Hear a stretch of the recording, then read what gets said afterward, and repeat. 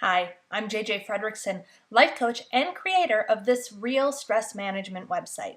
And I wanted to take a moment to talk about the difference between that caveman in a fear state or a stress state and modern man in the stress state.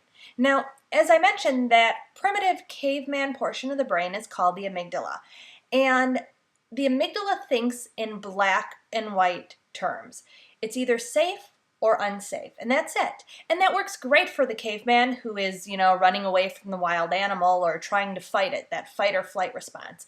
That's all you need. You need safe or unsafe, black or white. However, modern man is rarely in that physical threat situation.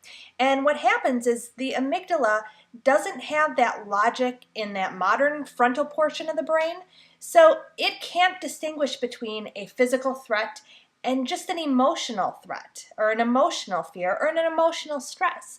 So what happens is that anything that's emotional, it's emotionally charged and can be perceived as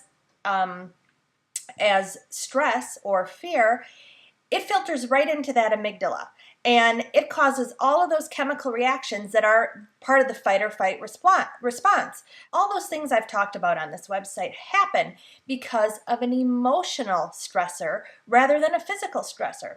And what this means to modern man is that we spend a large portion of our time in that amygdala. We spend a large portion of our time in fight or flight response and we don't even know it. And when we're chronically stressed, that's when the body starts to break down. When those hormones are out of alignment for so long, when our digestion is messed up for so long, that's when we really, as modern men, have that chronic stress situation.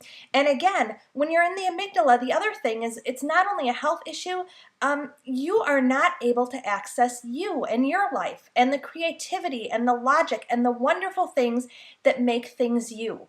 You're only in that caveman portion of the brain and you're not using all your resources. So again, to get your life back, we really want to learn how to shift in that more modern frontal portion of the brain.